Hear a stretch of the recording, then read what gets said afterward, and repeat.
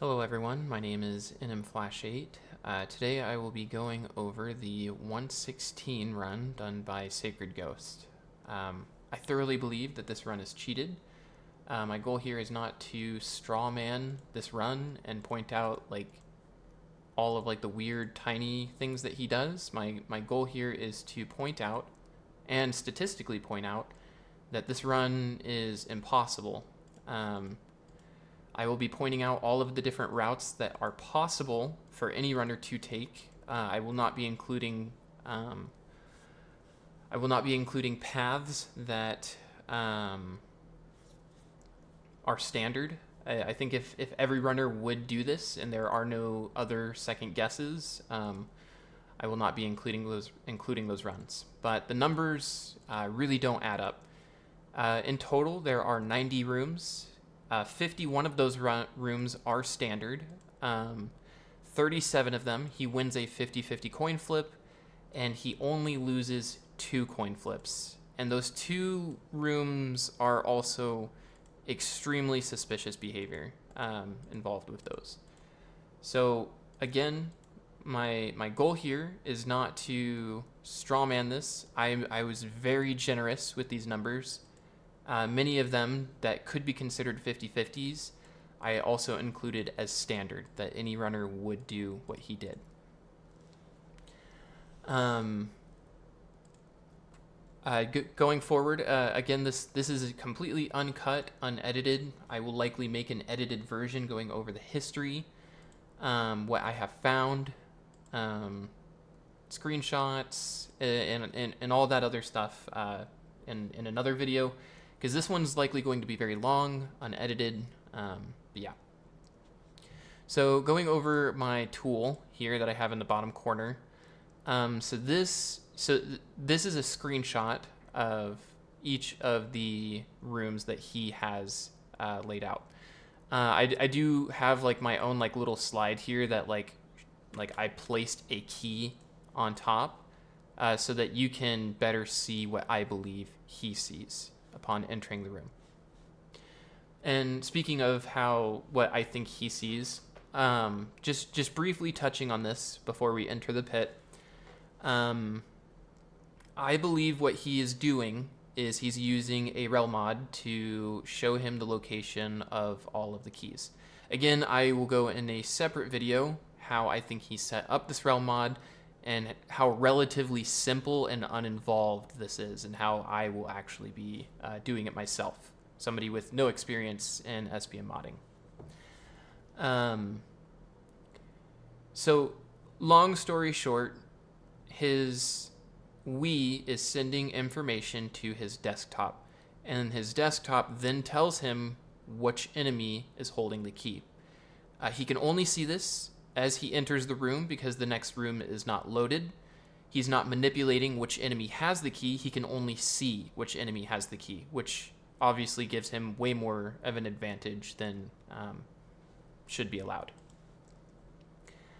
So again, he's not manipulating any information. He is just simply reading information from the game itself onto his PC.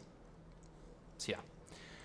So I'm going to go ahead and get started into room 1. I might be hesitating a little bit. I have a lot of notes per room. But yeah. So entering the pit, I guess just going over this again, for anybody who doesn't know anything about this category, the goal is to beat all 100 of these floors. Technically, there are only 90 because every 10th floor is like an intermission room. But each one of these enemies has a key, and it's random which one has it. There's no weighting system. One might not be more likely than the other. A lot of runners choose to kill certain enemies in a certain order because that's just it's just faster, because some enemies are more difficult than others. But I will be pointing out a few different things. So this first enemy right here, this is one of the few and last times that you will see Sacred Ghost pausing on an enemy that doesn't have the key. So the reason why you would pause on an enemy is it takes roughly half a second to a second for the key to actually appear. So for example, if he were to run this way, jump on this squig right here, and then keep going to go kill this squig right here, this guy might have the key. And so while he's running over here, he's losing time because this squig has the key. However, it is optimal to chain kills as fast as possible. So this is one of the last times he will ever pause on an enemy that does not have the key. I believe he does this in room 3, and he does this on like a club. I think it's 48, but we'll get there. And then that guy has a key. He continued, very standard, and enters the room. Okay. So this room is also a standard. Technically, it could be a 50-50 because there are enemies that do spawn up through here. I wouldn't think that it's suspicious if a runner decided to run up here. However, I think seeing this enemy right here would lead him towards the path. And of course, going this way would be the fastest way to the key. Just pointing that out.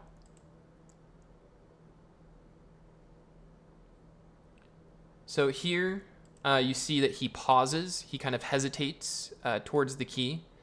I do not have an issue with him doing this. I think that it's an issue when you only pause on the right enemy over and over and over and over again. For example, so the reason why he pauses here, and I think that this is very valid, that any runner would pause here, is the next play, if you can see my tool down here, is to go all the way around here and then to kill these Goombas. So he is already very close to the door right here, so a pause hit right here would be valid. However, like I said before, he does not pause here. This would also be a valid key pause, because this enemy is right here next to the door, and there are no other enemies in sight. So he will have to travel a decently far away from this enemy before the key spawns. But of course, he doesn't hesitate, and he just continues to go on. So I'm not saying that this is suspicious. I'm saying that doing this over and over and over again, only when the enemy has the key, is highly suspicious, because most runners would pause and not get that right every single time.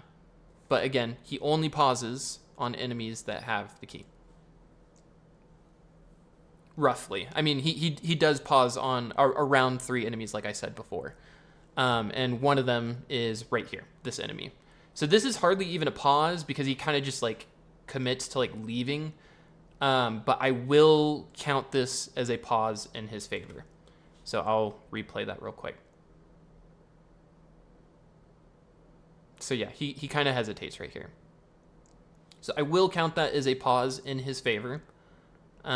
This is also a standard room. I think that any runner would go through here, come up through here, kill this enemy, then kill this enemy, and then go to the door. Something that kind of raised a little suspicion was he did like react to that key a little fast. I think that this is kind of a reach on my end. My only thing on this is like your inputs take roughly around 2 frames to register. So at this point, he's already like turning around, as you can see. So he had to basically just keep his eye on this enemy as if like he knew that the key would be coming. Again, that's kind of a reach, not super suspicious. Just it seems that he's always locking on to the enemy that has the key, and he's always paying attention to it. Okay, room 4 is standard. He could take this path right here, the lead of the key, or he could take this path. I believe both of them are equally as short. But again, this enemy has the key. And I wouldn't say that there's really any other way to do this room. So this room is standard.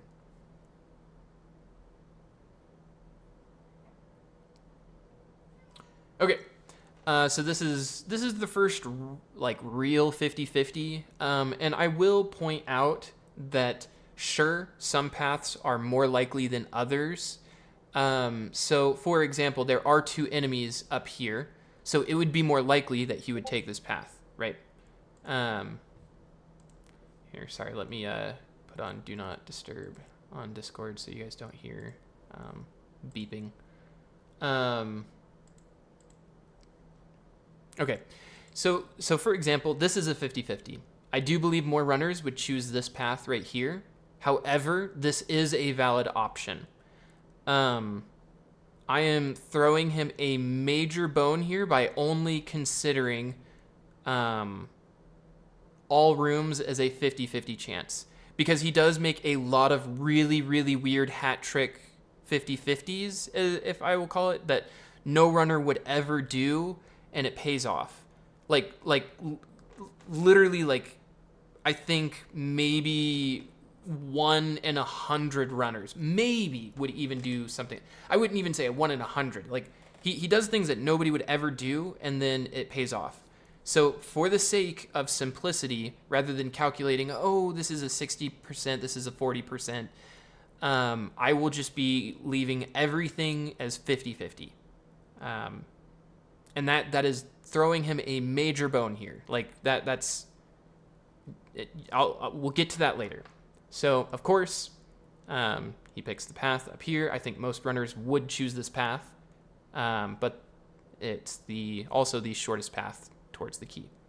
Again, room 6.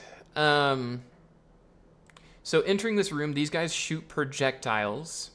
There's really 2 plays that you could do here. I think it's a little fishy how confidently he does this play. So these guys will shoot projectiles that put you to sleep. You don't want that. So immediately you want to jump and kill this enemy, somehow dodge this projectile, and then kill this enemy. That is what any runner would try to do. But instead, he confidently waits right here on this enemy, and what do you know? It has the key. So this is standard. This is not a 50-50, because I think any runner would go this way. Just highly suspicious that he happened to know exactly where that this enemy would have the key. You can argue that he's trying to avoid this projectile, but he doesn't even prepare for the projectile. He even turns away, like waiting for the enemy to drop the key. I think any runner would like get closer and then like try to hop over this projectile and then get to the enemy, but like, I don't know. It little suspicious, doesn't ring like this isn't, at this point, I'm not like, when I watched this run for the first time, I'm like, okay, that's weird, but I mean, any runner could do this. Room 7. So this is one of the few last keys that you will see, simply because there is nothing that he can do about it. So there are no enemies through here. If you're looking at my tool, there's no enemies right through here. So the only thing he can do is take this path right through here and then get to this enemy, which has the key. And of course, this is one of the few last keys. I think he only gets 3 last keys in the entire pit. I'm not positive on that. Where typically most runners would get a little under 20, typically at like a top run. But yeah, last key, on to room 8. Okay, so of course you can go right or you can go left. Now this is what really bothers me. So he has a bunch of notes, which I will include in the edited version of all of this, where his response is his notes say to check the top left. Now, that is what he does, and you can even kind of see him trying to like pretend to like look up at the top left, up here. So his notes to tell him to go this way, basically, is what he's saying. However, I've noticed that he really follows his notes only when it's convenient. And I will, again, point that out later. But it's really hard for him like to say that like this was the only route because my note said so. This is very much a very valid route, and I believe many pit runners would also have taken this route as well. But again, wins a 50-50. And he even comes up here to check after he sees the key, proving that like, oh look, I'm following my notes. When you really don't need to be checking up here after you see the key. There's no reason to. So again, I feel like he's really leaning heavy into the my notes said to do this, therefore that is what I did. Room 9 is standard. I will say in room 9, I don't feel like you can argue that this is not the standard route. So for example, when entering this room, the key, if you're looking at my tool right here, the fastest route would be to go this way, right? However, no runner would do that because leaving this enemy would be foolish. You don't ever leave rooms empty. You kill enemies as fast as you possibly can. So beelining it straight to the key would be extremely suspicious. This is a very standard room. I don't think any runner would do this any different. However, he pauses for the key here. I think the next play here would be to flip into 3D and to immediately start killing the enemies below here. Again, I'm not saying that this is specifically suspicious. I'm just saying that if you do this over and over and over and over and over again, and it pays off every single time, it is highly suspicious.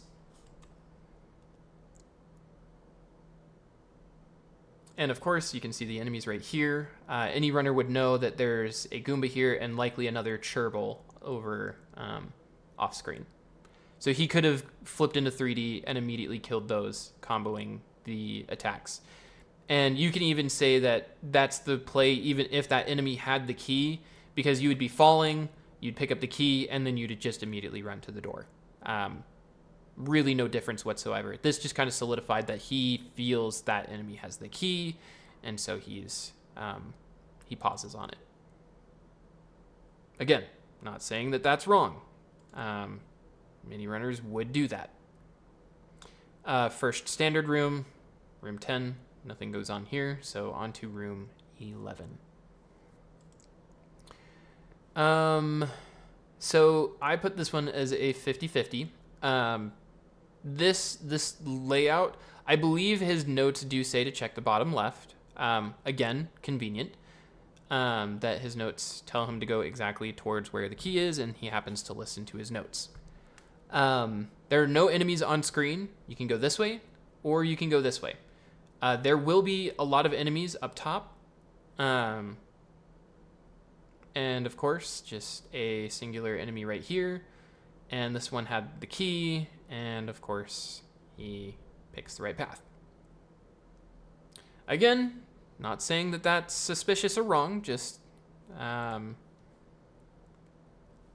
when every single time you happen to pick the right path, it starts to add up and look very strange. Okay, so this one is standard. I would even say that he picks the correct path here. Because if he were to go and kill this Paragoomba first, and then these Paragoombas, if he wanted to pick the shortest path, looking at my tool right here, so he would have to go this way, and then this way. So by going this way first, he saves a little bit of time, having to not backtrack a second time. But again, I'm not considering this a 50-50. This is very standard. Any runner would do this. He pauses on the correct enemy. He could have very easily jumped around here and gone for this Spike Goomba, but he opts to not. I think that is reasonable, since there is likely that you will get hit by this spiked Goomba. But as you can see, he more than like he's got plenty of time to jump around and then start going for this spiked Goomba. However, he decides not to, and anticipates the key and gets it. Again, not saying that is suspicious. Any one of these rooms called out by itself, I think that would be normal. If any runner did this, that would be normal. It's just he never pauses on the wrong enemy, and he always pauses on the correct one. But yeah. Okay, I think this is room 14, right? No, this is room 13. This is standard. Oh, I have in my notes that this one is a 50-50. I will have to erase that. So, yeah, I'm gonna say this one's standard. I'm gonna rewrite my notes, so I will have to recalculate what I wrote. So before I said that you could go this way, which is true. This is technically a 50-50. I will not count that, however, because this enemy is slightly closer. This enemy requires Boomer, which is really annoying. But yeah, that enemy had the key. And there you go. So I think that this is standard. You could argue that this was a 50-50, that he did win. But regardless, it doesn't matter. Okay.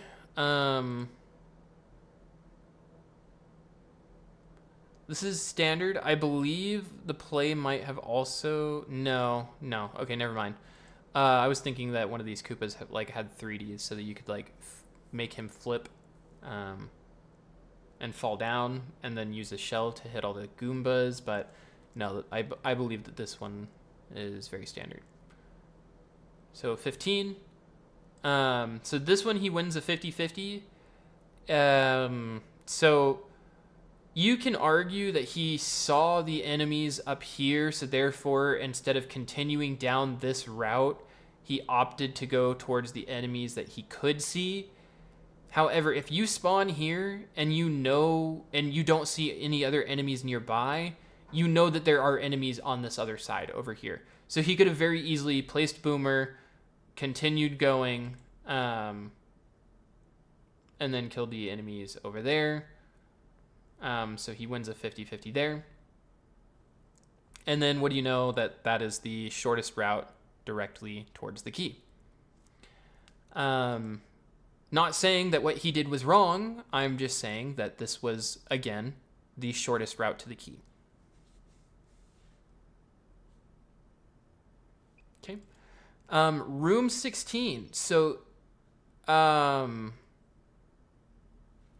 this is one of the few rooms where he does not pick the shortest route to the key. And there are quite a few red flags in this room as well. So I would argue that, what these guys do here, I'll just let you see real quick. So they walk on the walls, basically. So what's really annoying is, so if you're looking over here at the tool, you can see they're going to go up here and onto the ceiling. They're very difficult to deal with when they're on the ceiling. You need to swap to another a pixel throw, which takes time. You need to jump up and grab them, or you just need to straight up wait for them to come down the side wall right here. So what I'm arguing is, by this route, this technically is standard, because if he wanted to go out of his way to kill these enemies right here, he'd have to go down this way, kill them, and then by the time he's done killing these enemies, the Tyloids are likely going to be on the ceiling, which is highly suspicious.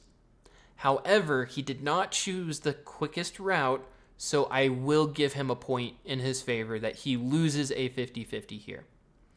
But however, as he kills these enemies, notice that there is another Koopa up here. So he kills this Koopa and this Tyloid right here. But as you can see, he knows that this Tyloid right here has the key, right? So he places Boomer, and he has already made the decision that this enemy has the key.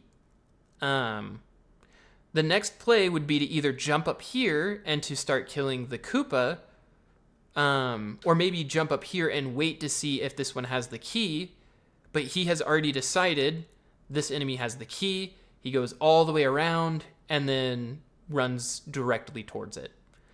So even though he does he does lose a 50-50 in his favor here, he goes directly for the key, which I find very highly suspicious. So again, after placing Boomer and killing this enemy, he should be going for the Koopa, but he opts not to, runs around to go retrieve the key that he knows will spawn.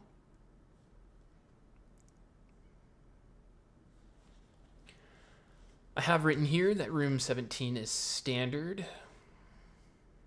Yeah, I believe you just kick the Koopa, flip into 3D, try to get as many of these guys into 3D, and then you move on. So yeah, very, very standard room.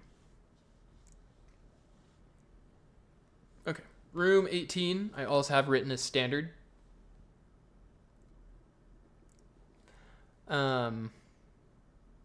Yeah. I think there might have been another enemy over here. Yeah, there's an enemy over here that he opts to avoid. However, you can hardly see it, and I barely recognized it right there. So, like, I think that this is fairly standard. Probably literally just did not see that enemy over there. And there's the key.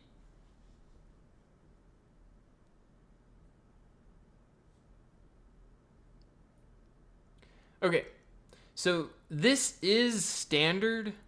However, he pauses on this enemy that has the key. This is pretty suspicious. In the voice chat, I believe it's Moonrise even pointed out, like, they said, you just waited there. You knew that guy would have the key. And his reasoning that he even says during this video is, well, the next play would have been to flip into 3D. I strongly disagree. I believe that the reason why he thinks that is because of his tunnel vision. So there are two Squigs, two Koopas, and a whatever this guy's called, Koopa Troll. So he can see the two Squigs, the Koopa. So that means that there's another Koopa somewhere. And so based off of what I've seen, the Koopa's up here. But the thing is he doesn't opt to check up here because this enemy has the key. Why would he continue looking? Like, it's almost as if he was so like zoomed in on this enemy, he did not consider to look around more for other enemies. Now I'm not saying that he should walk in and immediately like, oh, this is where all the enemies are. That means that this enemy's over here, and then the door spawns over here. Excuse me. Let me get some water real quick.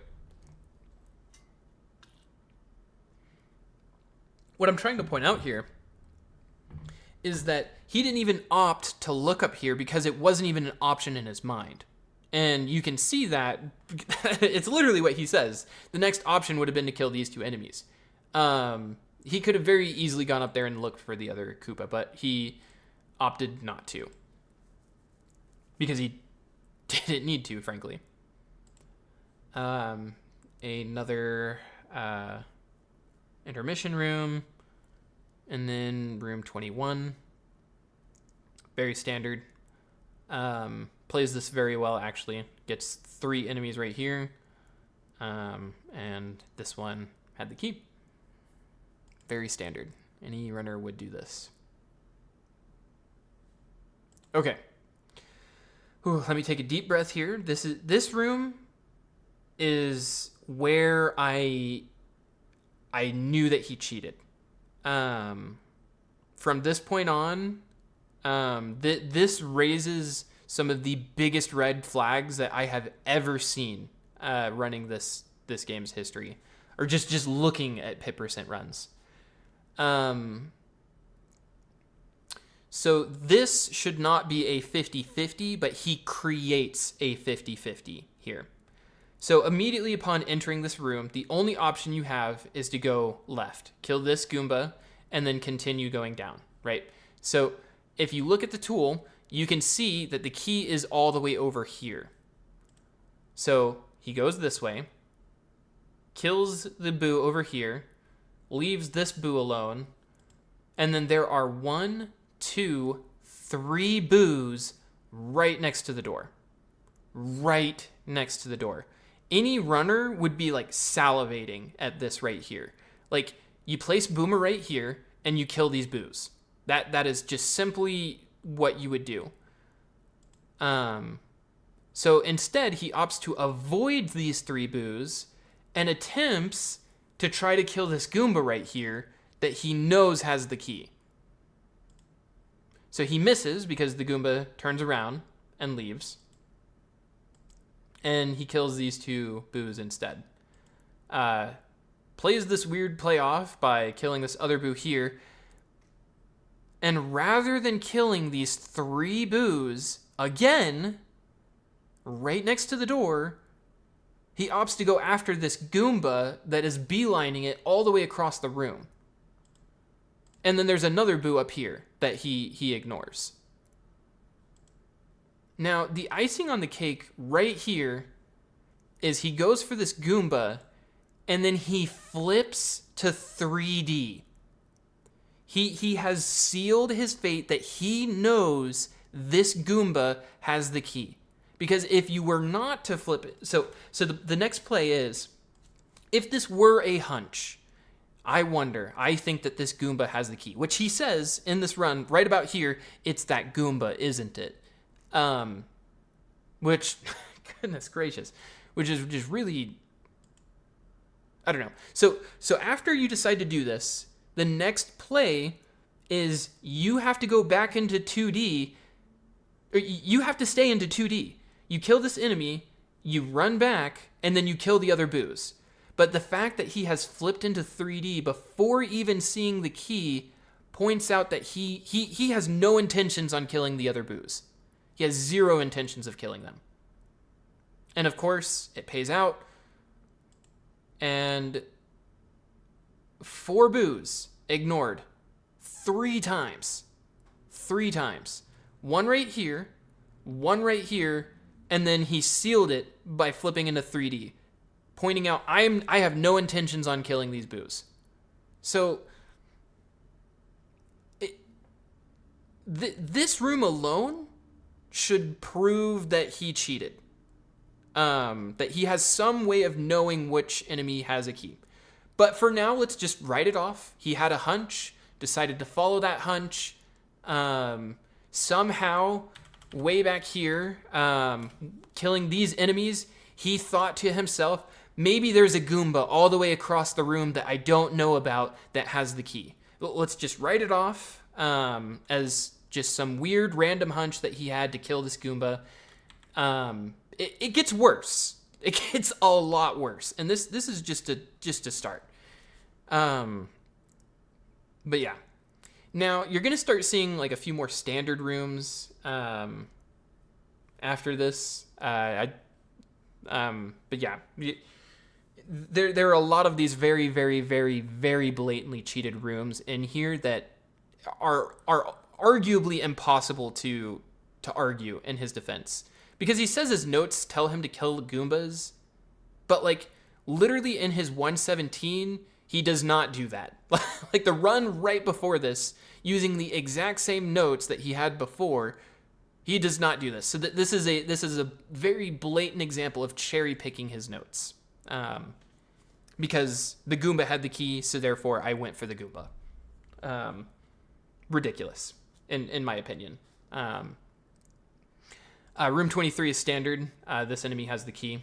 Any runner would do this, just very lucky. Gonna get a drink of water because room 24 is also standard.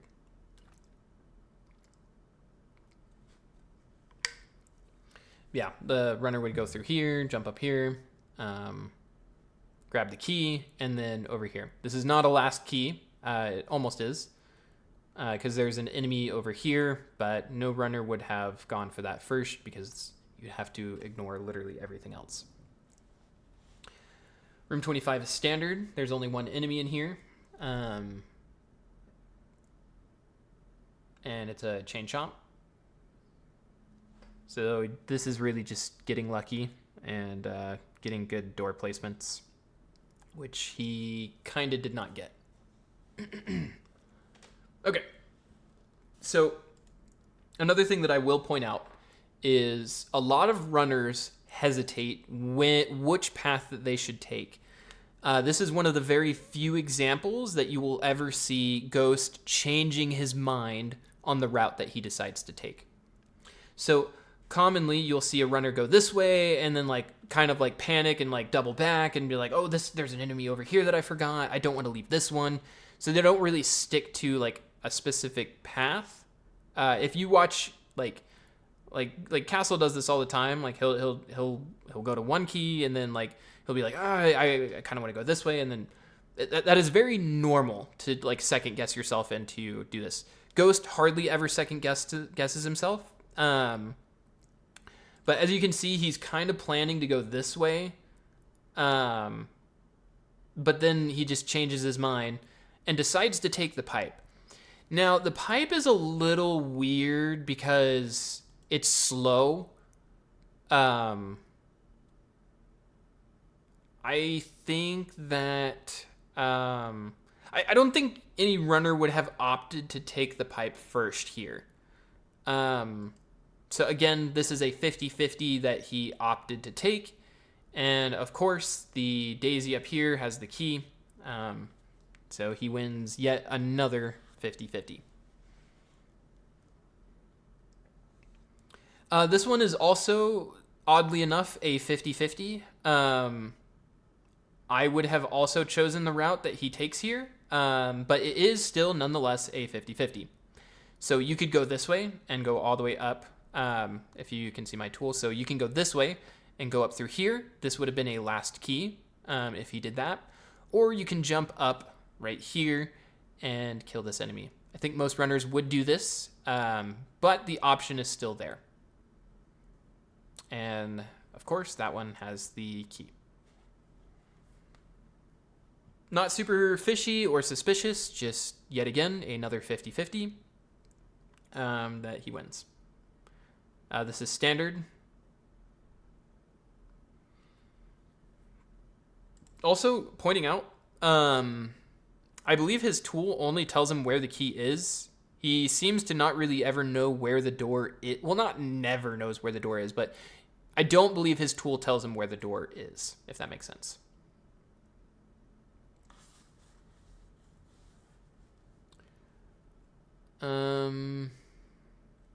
This is standard. He does pause on the correct enemy, but it's hardly a pause, but like instead of like going and looking around, he opts to like stick around. Not super convincing there, but it is, I don't know.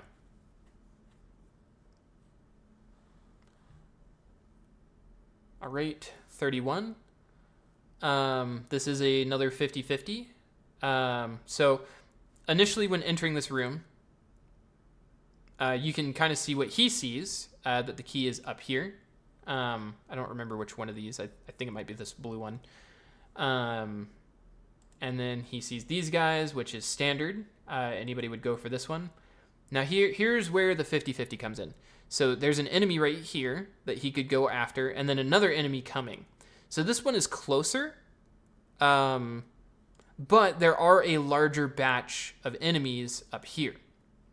So I don't blame him for going this way. He could have gone and killed this one, but he opted not to, picking the shortest path, which leads directly towards the key right here.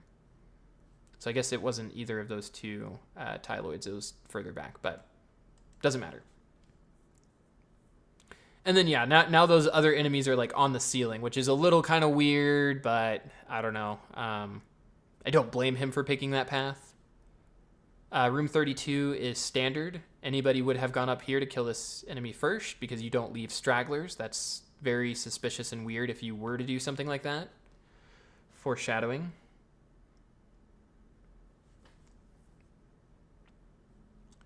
Room 33. I have this one written as standard. Yep. And then you go up here, kill this Cursia because it's the first enemy you see. He does technically pause on that enemy, but I don't know. It was the other enemy was a little further away. I don't know. Okay. Is this room 34? Yeah, this is room 34. So this is a 50-50 again. He could go this way because there are enemies up here, or he could go this way because there are enemies up there. His explanation for this is he always picks this route, which is not true whatsoever. In his 117, he does not go this way. He even goes to the left and pauses on the correct enemy. I'm not saying the 117 is cheated. I haven't really looked into that one yet. Would not surprise me if it were. But just pointing out his behavior, he says he always goes this way. He does not always go this way, but of course, this route is the one with the key right here.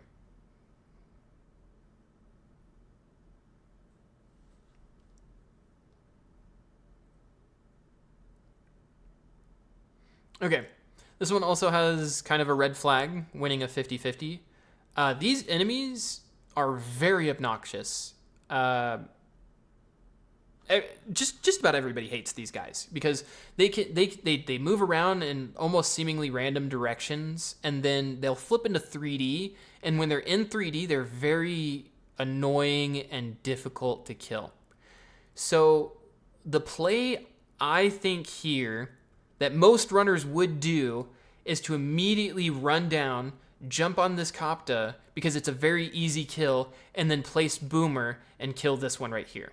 I think just about every runner would do that entering this room. I could be wrong.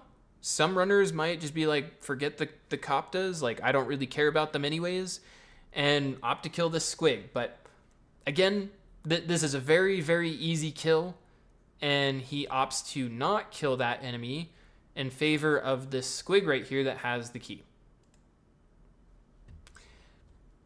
Weird, I know. I'm not saying this one room in a vacuum proves that he cheated, but it's very suspicious behavior. And then he opts to kill these guys anyways because he's very low on points. Okay, room 36. Okay, so this one is a 50-50 win. This one's a little strange. So typically runners want the high ground over ninjas because it's very easy to jump on them or drop bombs on them. So this is a 50-50. He kind of like locks onto this ninja right over here. So this one's closer for sure. If he were to go up here, he doesn't know what is up here, first of all. Like you could say like there's a ninja up here that he wants to kill. But that's not reasonable. You can't see anything there. So I think what would be standard would be to go and kill this one first. But you could kind of tell that, like, because he already has the high ground on this guy. He is running away. So, like, sure, jumping up here might be the play to get the high ground on this ninja over here. But, like, I don't know. Going out of the way to kill an enemy, I don't know. Not super suspicious, but, like, do with that what you will. And then, of course, that enemy has the key. He pauses on the right enemy and enters the door. Again, I'm not saying that pausing on the right enemy proves that he cheated. It's just when you pause on the right enemy every single time, except for like the first 2 rooms. It's a little weird. 37. I say that this one's technically a 50-50. I believe that's because of the 2 paths. Yeah, you could go up this way and go kill the enemies up there. I agree with this path. I will say that this is a 50-50. You could even go up here and kick the spiny. I don't know. 50-50. Very valid path, however. Okay. This one also has a couple red flags written on it.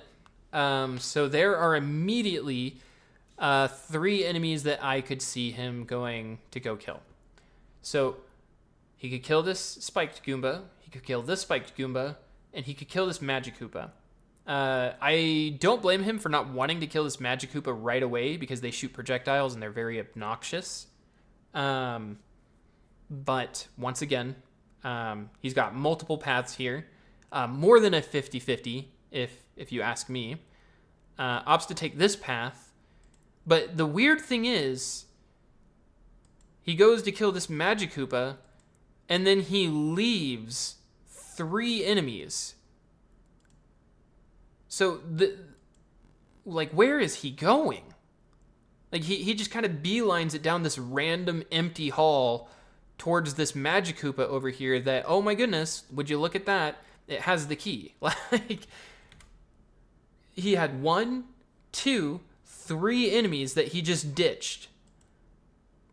Like, I don't know. Smells fishy to me. And of course, he wins this 50-50.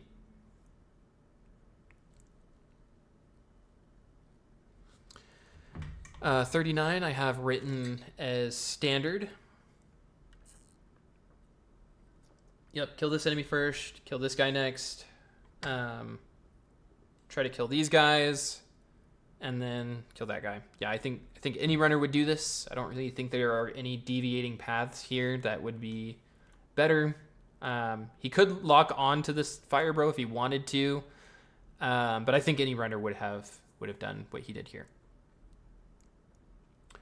Okay, 41. Oh my goodness. So this one has quite a few red flags as well. This, again, he's creating a 50-50 that should not exist. So first off, go into 3D, of course. And then you want to kill this Clubba right here. Following after, you would want to kill this Squig before you move on, because you don't want to leave enemies behind. Because if this Squig has the key, this is a very quick room, and you can move on as fast as that. You go up here, you get the key, and then you move back. However, he opts not to kill that Squig right here, and the next path that I personally would take is this Squig right here. However, if you look at my tool right here, you can see that he... let me check to see if you can actually see my cursor. Yeah, okay. So you can see right here that this would be the shortest path to the key, right here. So instead of going up here, he opts to try to take this shortest path, but gets blocked by a Clubba. So he can't go this way. And if he wanted to go this way, he'd have to go into 3D, which would be a little like, why are you so committed to this path when this is clearly not the fast, like this Clubba is not the play here. You want to go for this Squig. And then after you go for the Squig, you would want to go for the Clubbas that have their backs to him. So I think he quickly realizes that, like, hey, that was not a smart idea, and then opts to take this path.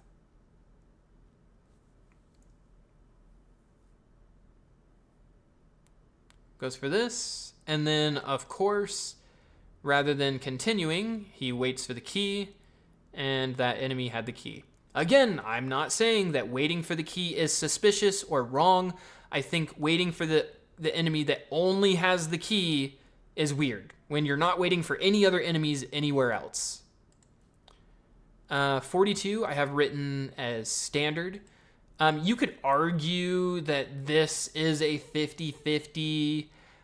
I don't think any runner would go for this Goomba since it's so far out of the way and not near any other enemies. Because you would take this path, and then you'd have to go all the way over here. And he doesn't even see the enemy yet. So, like, at this point, this is when he would see the enemy. You could argue that he could have gone over here to check. But I think any runner would be in this mindset. You see enemies over here, you migrate towards those enemies. That is standard.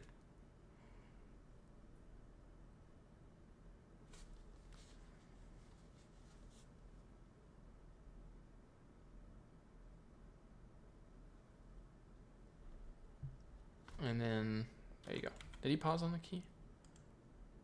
No, he did not. I think that is standard. Okay. Room 43. Okay, so I was initially very suspicious of this room, but as I did more research and watched how other runners behaved during this run, this is very standard practice. So my initial suspicion when entering this room was you kill these two enemies first because you can see them. And then he goes over here and goes for this Koopa Striker first. But I was like, that's kind of weird. Why did he go for this Koopa Striker first? That's odd behavior. So, but if you watch any top runner, the goal is to come up here, stand here, let this guy basically kick himself to death. Then you come down and then you check this enemy right here because this guy will also kick himself to death while this guy's doing that. So that's exactly what he does. And gets the key. So this is very standard.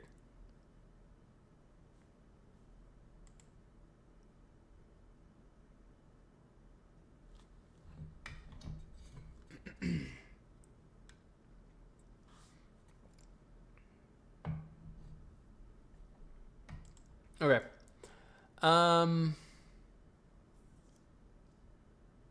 So there are a lot of different options here. That I have written that this is a 50-50. I'm kind of borderline on that. Because there are a lot of options. You could kill this Cursia if you wanted. But, like, I wouldn't. I don't think any of the other top runners would go for this Cursia as well. So you could hop up here, place Boomer, and then, like, run down. Or you could go kill this enemy first and then this enemy. But there are two enemies right here. So I think the 50-50 that I originally had was like, you could go over here and kill this guy. But then you're like leaving enemies behind. I don't know. Lots of options and paths to take here. I think the best way would be to figure 8 like he does. I just think that this is kind of like a weird way of him. Like he hesitated and paused here. When, like, this isn't a valid pause point because the next play would be to move up and to continue. But he plays this off like, oh no, I can't control my Wiimote. Like, what's going on? Like, and then he kind of does like a little tap dance here to like sell it, I guess. I don't know. Just kind of funny. And then he continues to go point grinding because he is very low on points, which the other runners point out here.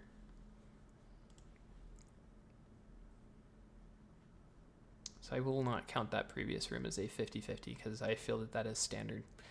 45. This is a low 50-50. You could kill this enemy first if you wanted to.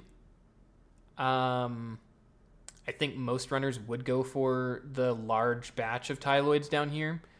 So again, this is a 50-50 technically, but this has higher odds of giving you the key. But yeah.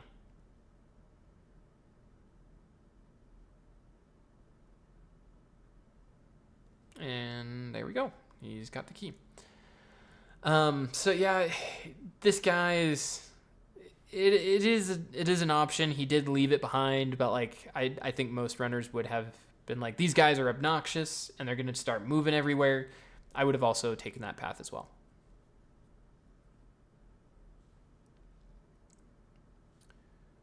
Oh, what room are we on? 46? Oh, okay, I see. 46, I have written as standard. Yeah, and then you flip into 3D, everything falls down. You grab the key, very standard. Okay. So I'm going to debate that this one is a 50-50. He argues that, here's the thing. So he's going to kill these guys up here. He opts to try to kill this guy, which is kind of weird because I know you can't see the ceiling up here yet, but there is likely a ceiling up there. If you've run this category, there's not just like a, like if you see the tool, there's not going to be like a pit like this and then like nothing above it. Like, does that make sense? Like, there would just be a lack of any structure. And I don't know. If you've run pit % long enough, you would know that there's probably a ceiling up here. So going for this poison gerbil is really not the play. Because, of course, there was a ceiling there. So you could easily have jumped up here, and there was plenty of time to... Wow, that rewinded really far. There's plenty of time to jump and to get onto this ice gerbil right here. So, sure, this could be a misplay, but he really shows that he has no commitment to kill these enemies. And instead, I think he uses this so that he can see this enemy over here and think, oh, I messed up. So instead of killing these guys and salvaging this, because all he has to do is wait here for a second, jump over here, and then place boomer, and then boom, they're both dead. Instead, he says, nope, there's no way I can do that. I'm going to kill this guy instead. Now, here's where I draw the line of 50-50. I believe that he has no intentions on killing these guys whatsoever. Because right here, after he kills this ice gerbil right here, the next play right here would be to immediately place boomer right here. Because they'd float up, he blows up boomer, they're both dead. That simple. But instead, he opts to dance around and wait for the key, and then, I don't know. It clearly had no intentions on killing these guys. He had multiple opportunities and didn't take them, whatever. Sure, this might have been a misplay. He just didn't read the room correctly. I would buy that. But to me, this enemy has the key. He shows no interest in killing these guys multiple times. And then this enemy happened to have the key. It smells a little fishy. Whatever. Wins a 50-50. 48. So this is actually the last time he pauses on the incorrect enemy. And it's hardly a pause as well. Like, he already kind of committed to, like, not killing, or, like, not waiting. Like, oh, too far. Like, you can kind of see he just jumps, like, prematurely, like, before the enemy has, like, yeah, he's like, whatever, and then, like, leaves. But he did wait, so I will give him a point in favor. And, yeah, this room is also kind of suspicious. So, these clubbas aren't going anywhere. He can hardly see them. Let's watch this enemy from the start. Make sure I'm getting my facts right. Yes. Yeah, so there's two clubbas right here. This one does wake up, but he goes like right back to sleep. You can see that because he's like not moving anymore. So there are 3 Magikoopas right here. This is very easy to get all of them, and like most runners would be like really excited, like, oh, we can get them. Like, Like, sure, this is obnoxious to deal with because they throw projectiles, but you're also getting rid of very difficult and annoying enemies. So like, he places Boomer to kill that first one, and then, like, runs. Like, I mean, sure, there's a projectile there, but you could have easily killed these other two, like, right here. So I would have jumped on that first Magikoopa, placed Boomer, and then ran over to these two Clubbas. But no, he opts not to do that, and what do you know? The Clubbas had the key. Yeah. Wins yet again another 50-50 coin flip.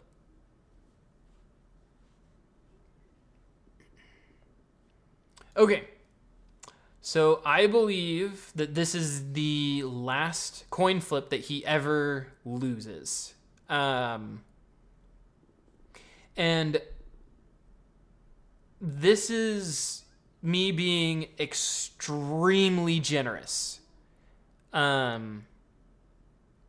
Because I borderline put this one as standard. When I initially did my statistics, I did put this one as standard. There's technically another path here. So as a runner, you want to grind points. So you kill this guy, then you kill this guy, and then you try to combo and kill this guy if you can. Technically, he can go down this way. And that is where I draw the 50-50 line. But he is very low on points.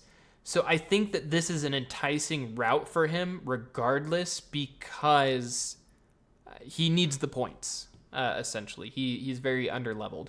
And this is pointed out to him multiple times throughout the run at this point. So yeah, he tries to point grind. You could argue that he could have gone back towards this guy at this point, but excuse me. But again, there's more up here, so this is an easier point grind.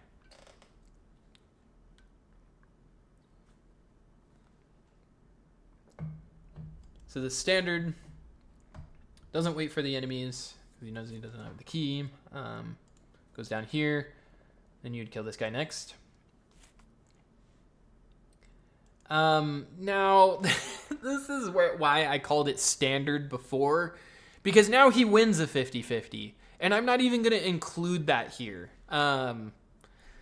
So you could kill this guy, and I think most runners would at this point, because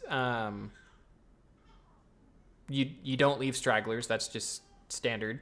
And then he opts to go this way, and of course this guy has the key. Pauses on the right enemy, does not decide to go this way to continue. Again, this is very close to the door, so I'm not saying that this was a wrong pause by any means. I'm just saying that he always pauses on the right enemy every single time. And then there you go. So I will give him a point for this room. He did not take the fastest route to get to the enemy. Every single other room, other than the other one that I mentioned, with the Tyloids, he picks the fastest route to the key every single time. So basically, 88 out of 90 rooms, he picks the fastest path. Sure, 53 of those rooms are standard, but it just goes to show that, like,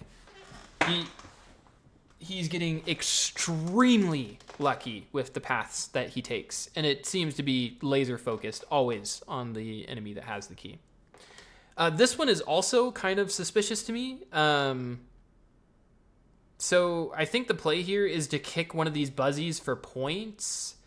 I'm not saying that killing a one-off Spiny is a wrong play.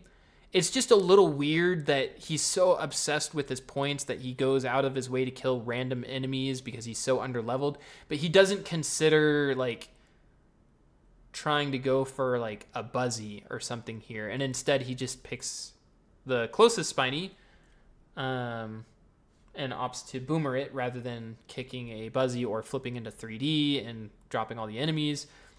I'm not saying that this was a wrong play in his,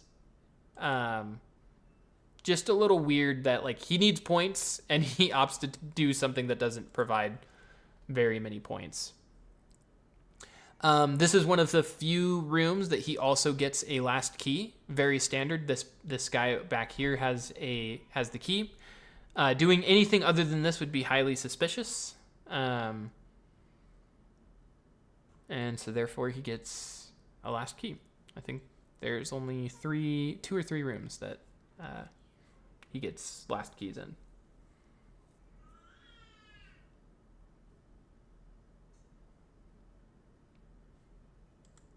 Okay. This room is arguably just as bad as room 22. It's really bad. Like really, really, really, really bad. So his notes, the reason why he does what he says he does is his notes tell him to kill the tyloids first. Right here. Right? So he kills this tyloid. Now, when you're here, I don't really know how to argue with this. You should kill this guy next, then this guy, and then this guy, right here, right? But sure, let's for whatever reason account that he's only killing the tyloids first, right? So he opts to skip this guy. Skip the 2 Spanias, a tyloid, another tyloid, in favor of a Spania. Like, what? His notes tell him to kill the tyloids first. So why is he killing a Spania? He just ignored 2 tyloids in favor of a random Spania that had the key.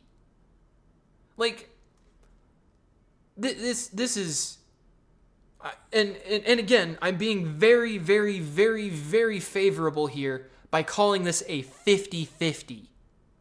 Like, this shouldn't have been an option. This should not have been a route. Like, just straight up, end of story, period.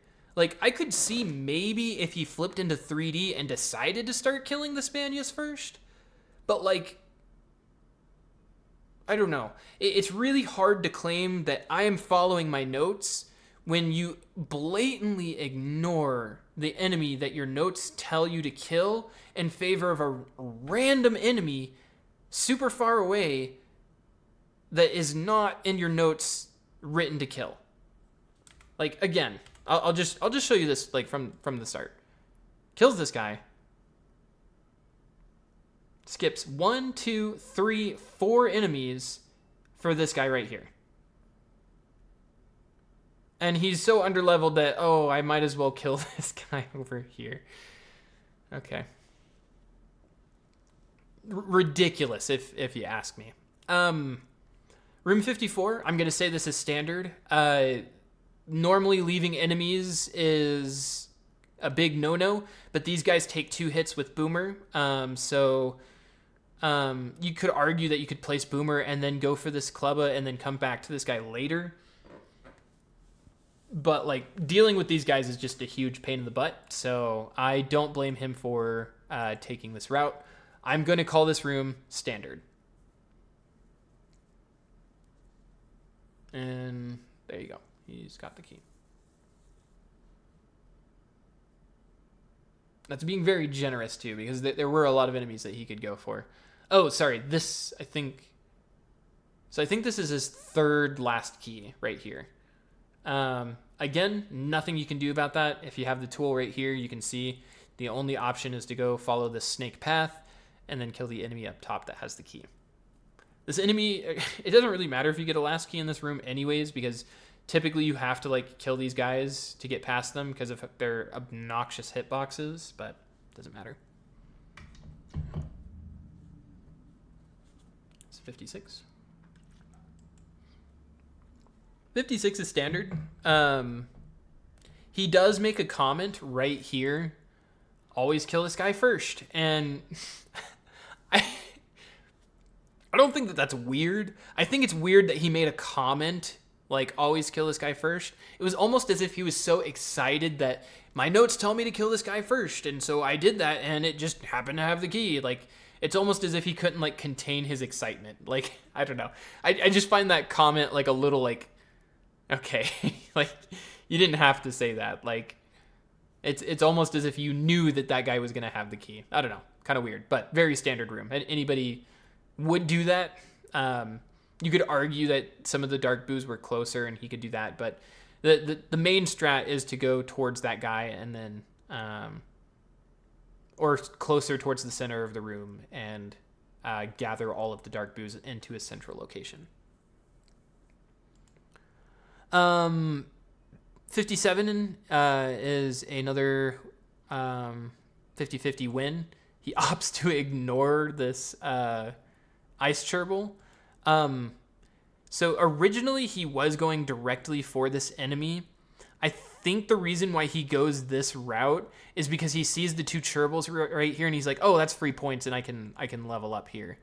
But he fumbles the level up and yeah. So he could also continue going down this route to the other enemy that doesn't have the key, but of course he picks this route and this enemy has the key. He leaves a gerbil behind, which again, if he wanted to, he could easily have jumped up here and placed Boomer right here, but opted not to do that because it was slightly difficult and inconvenient to kill. I don't know, just weird behavior.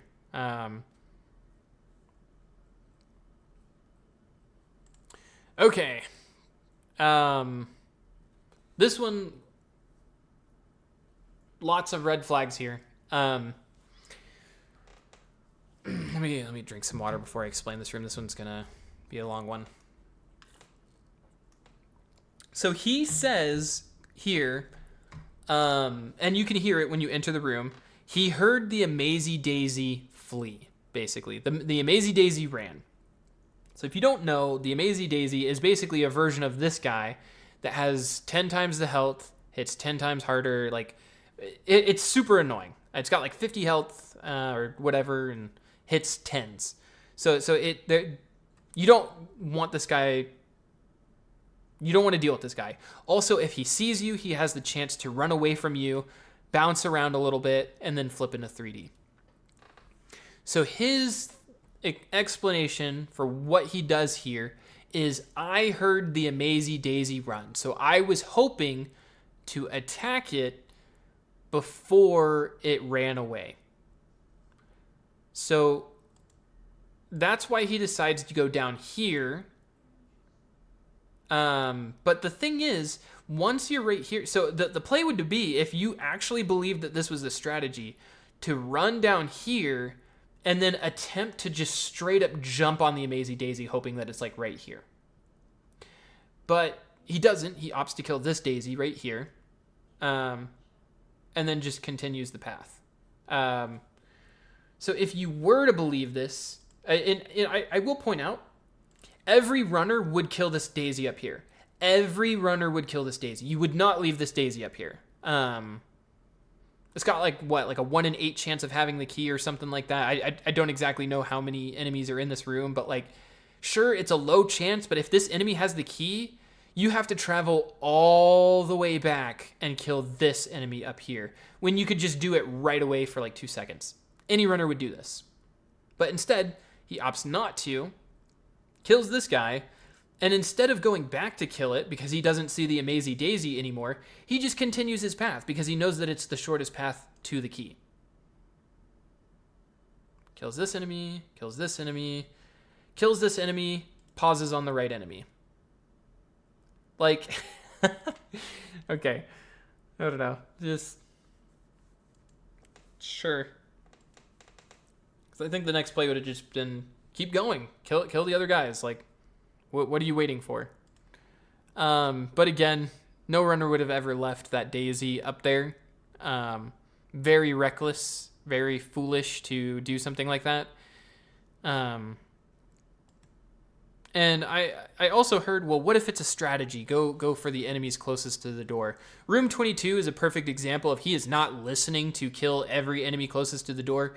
There seems to be no rhyme or reason to what he does. It's just whatever feels right, and whatever felt right happened to be exactly what he needed to get the key. 59 is standard. Enemy right here has the key, and the door is right there. Very lucky. Standard room right here, 60.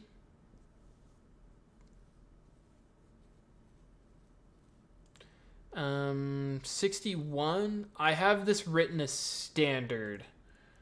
Yeah, okay. So, upon entering the room, there's a boomboxer here, here, and here.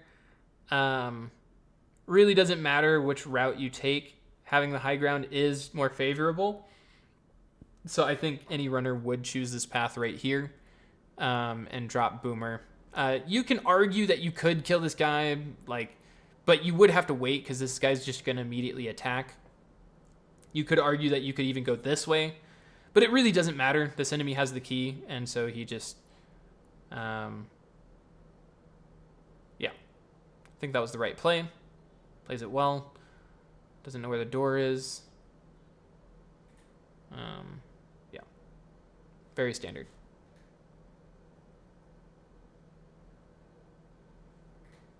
Okay.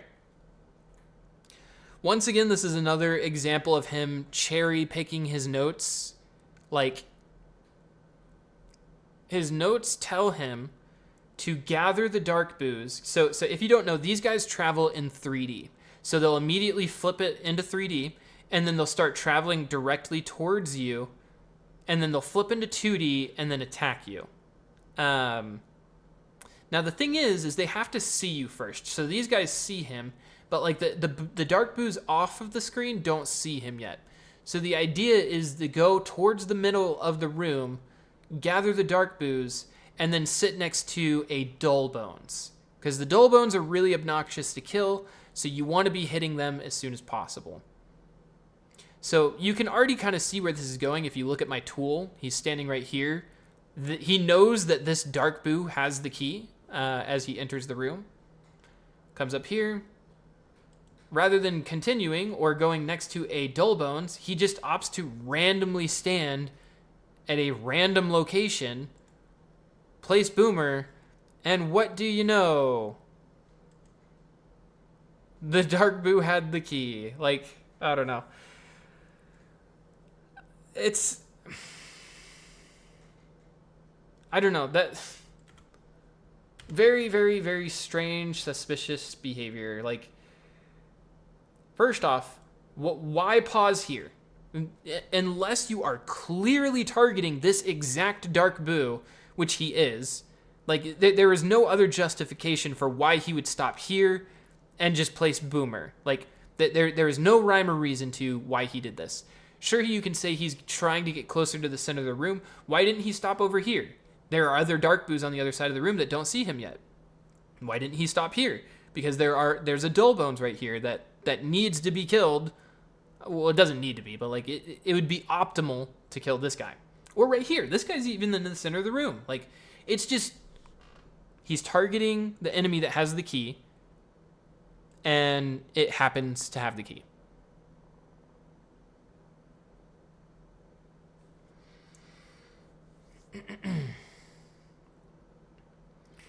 .63 is standard. There are no enemies to the right, so therefore it's not really a valid path. Any runner would circular, do this, then over here, and then up. This enemy had the key, so this is standard.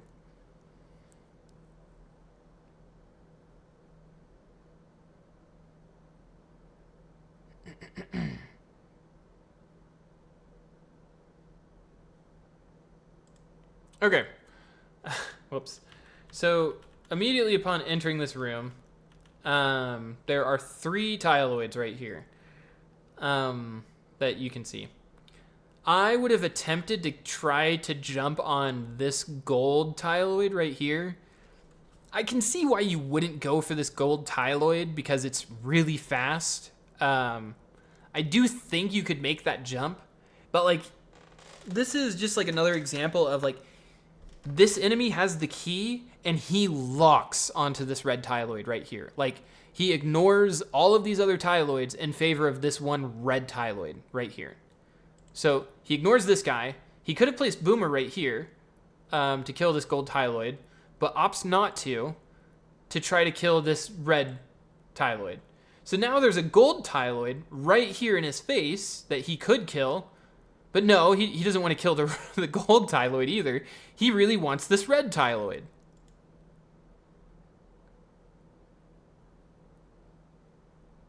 Only focuses on the red tyloid, and then what do you know? It has the key. Sure, he had to kill the other gold tyloids to get to the red tyloid, but that's only because they basically threw themselves at him. Like, he had no intentions on killing them at all. He ignored them several times, and of course the red tyloid had the key. Very suspicious. I'm saying that this is a 50-50, simply because of the way that he behaved, ignoring the enemy right here, ignoring the enemy that ran into you, and going straight for the red tyloid. Sure, he ended up having to kill them, but like he made it very evident and clear that he wanted nothing to do with them.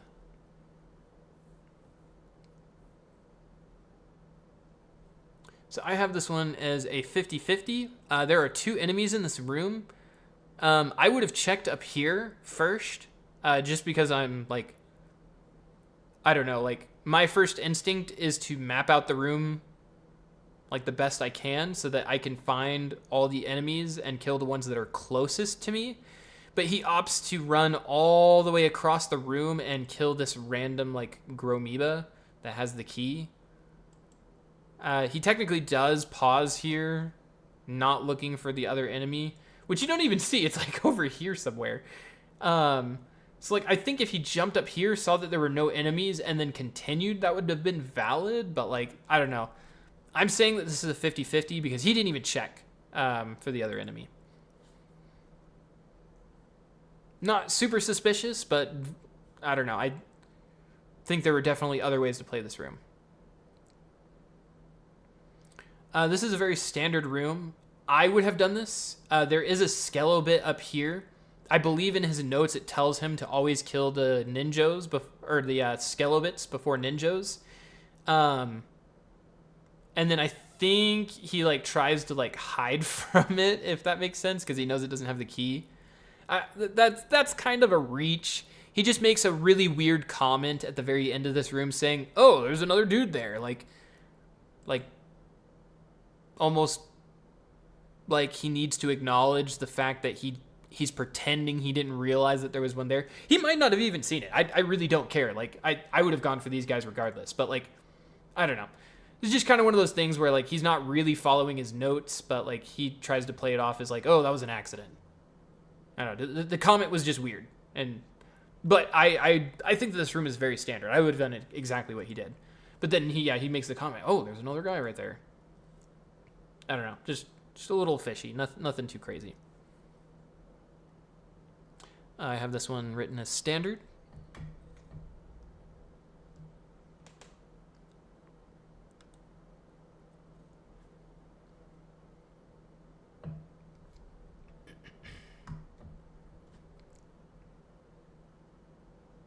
And then this guy has the key.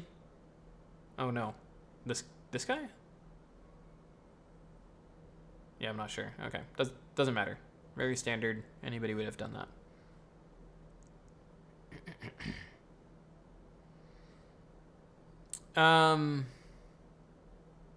So this is standard. Borderline 50-50, because like there is an enemy over here. I don't know, because like it's really hard to justify going this direction. I think if the enemy had the key over here, he would have gone this way. Just based off of everything that I've seen so far, he always picks the shortest path in every single room. I think any runner would have done this though, gone for this enemy and then this one next. I don't know, kind of weird. No, it's not weird at all. I think that's standard. This one is standard. You could argue that he deviates from the shortest path here. However, I think leaving those two enemies up there is wrong. And if, as you can see, oh, sorry, I need to update the tool. So as you can see, like he spawns here. There's enemies up here that, like, if he were to like leave these guys, he'd just be down here and they'd be kicking shells at him the whole time. So like that'd be really obnoxious to deal with. There's not really an other valid option of getting to this key quicker. You have to kill these enemies up here. That's just that. Yep.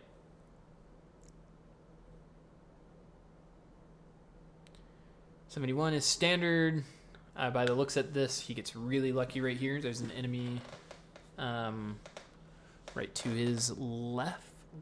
Yep, that has the key. Yep.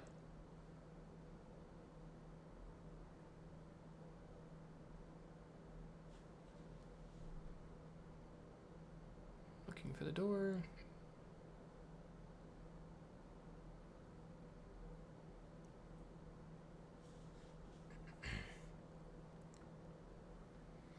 $72, I also have written as standard, but he pauses on the right enemy. Again, this is a very valid pause, but like you could also continue and keep searching for the other enemies.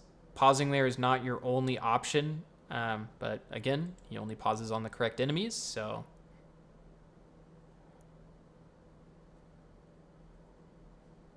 Another suspicious,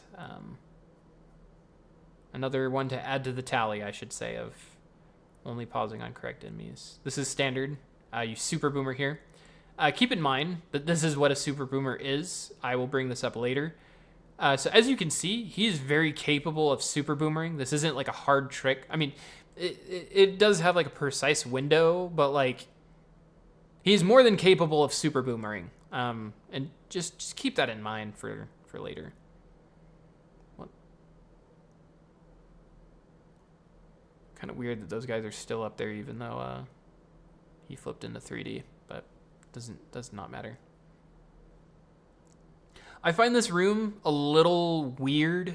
There are a few enemies that he skips. There's a Copta right here that he could have gone for. He could have flipped into 3D here, but it seems like he beelines halfway across the room, goes up here, and then just like goes for this one Copta that has the key. Like there's plenty of other options and routes that he could have taken. It just, like, I'm not saying that this is a wrong route or invalid. It's just, he just goes straight for the key and borderline ignores a few enemies on the way. I don't know. This one, like, yeah, see, there's one right there. He could have gone in here, gone up and killed the guy up there. I don't know. Just oddly convenient. Wins another 50-50. So this is another one where he hesitates and makes a different route choice, or he double backs. So he's gonna go for this guy. I think any runner would choose this at this point because there are two enemies up here. So that's what he decides to do. And then he decides to go down this route. I don't blame him for changing his mind. There are two enemies like right here. But like he was originally going down this path. It's just convenient that he decided to change his mind, and then would you look at that? Takes the path that leads right towards the enemy. Pauses on the correct enemy instead of continuing, and opens up the key. And for the 100th time, I'm not saying that pausing on the right enemy is suspicious. I think pausing on only the right enemies and nobody else is suspicious. That's what I find weird and fishy. But pausing on the enemy was not a wrong play there. I think any runner could have done that. but he also doesn't ever pause on any other enemies. Ignores this boomboxer right here. So I will count this as a 50-50 because he could have gone over here and killed this enemy right here. Favors this guy right here. And that one had the key.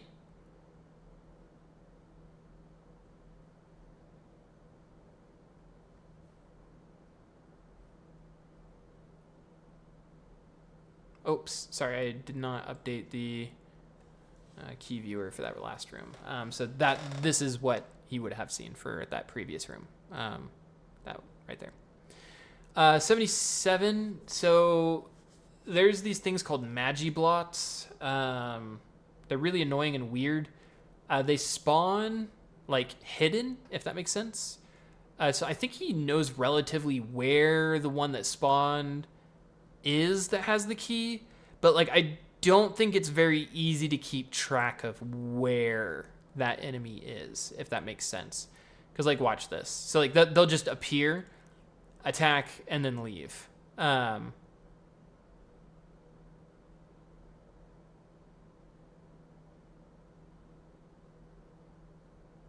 yeah, he's like waiting.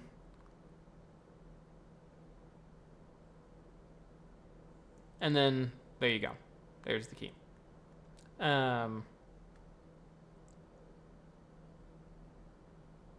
So this is kind of hard because like you can't really say that there's anything like to this room. If the enemy has the key, it's really hard to track. So that one is standard.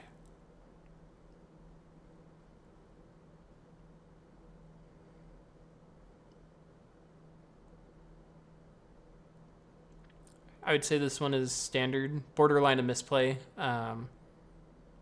The people he's voice chatting with told him that he could have stayed down there, and that would have worked out. So Moonrise points out that like nobody should do this room in 2D. That if you were to flip into 3D, so these boxes right here, you might have already noticed. When Mario flips into 3D, these guys will also flip into 3D, and they'll follow you, and then they'll fall to the ground, which is really great for bundling them all up and then killing them really fast. So he opts not to flip into 3D. And what do you know? The enemy that has the key is right here. So, yeah. Now, his reasoning for not flipping into 3D is sometimes the door spawns up here, and, like, that's fair. But, like, I don't know. Flipping into 3D bunches them up faster, and then, like, you can still get up there. Like, I don't know. Like, regardless of what he decided to do, he picked the right path, and that enemy had the key, so I don't know. Like, he could have flipped into 3D. He could have not. Because, like, if he flipped into 3D, like, he would have had to go through, like, all of these enemies over here before he got to this one. So, like, I don't know. Little weird, but I'm not a professional pit runner, so I don't know what is best to do. All I know is he chose the fastest route to get to that key.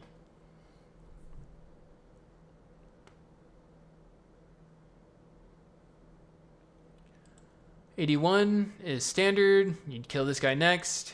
Then you'd kill this guy. He doesn't seem too attached to this gold tyloid that got away, but like I don't blame him. I would have probably let that one get away as well because this pigarithm or hogarithm was in the way, I believe. Yeah, this is standard.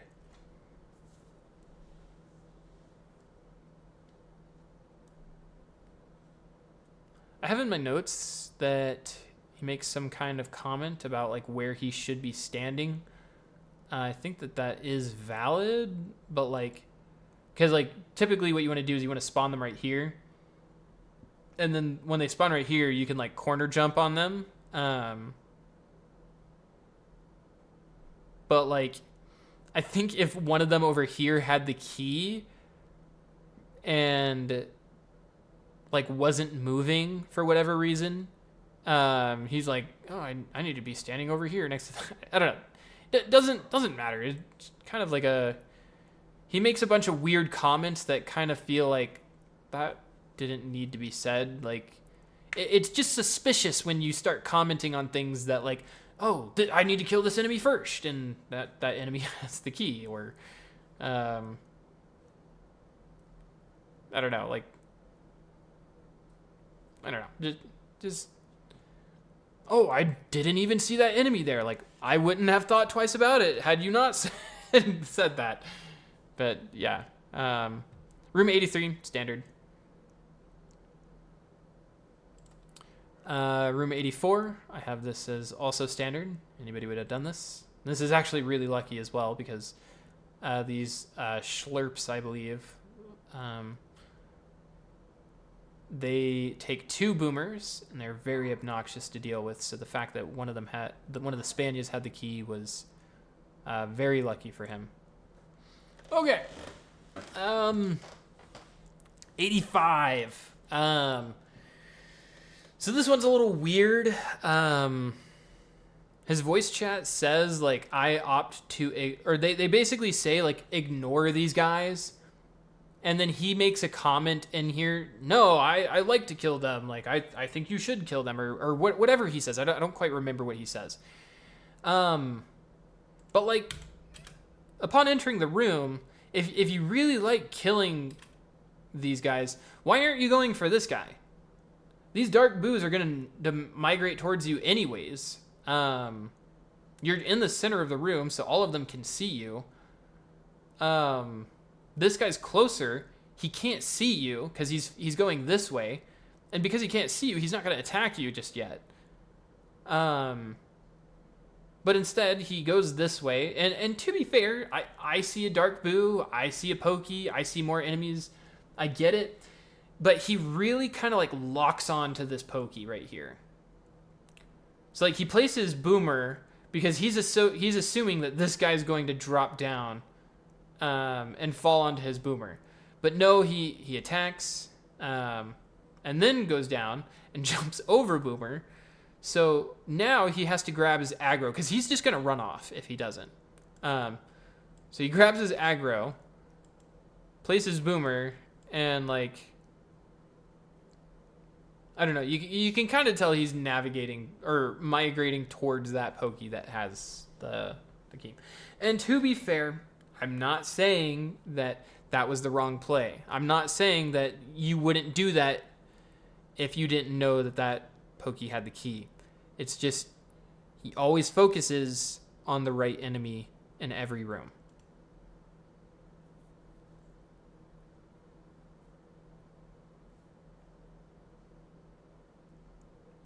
Okay. So the play in this room, these guys suck. They are not fun to kill. I think it's 3 or 4 boomer hits or something ridiculous like that. These guys you can kill pretty quickly. They are very annoying because they shoot projectiles, but they're squishier, so you kill them first. That is just the plan. So when he jumps over this guy right here, that's very normal.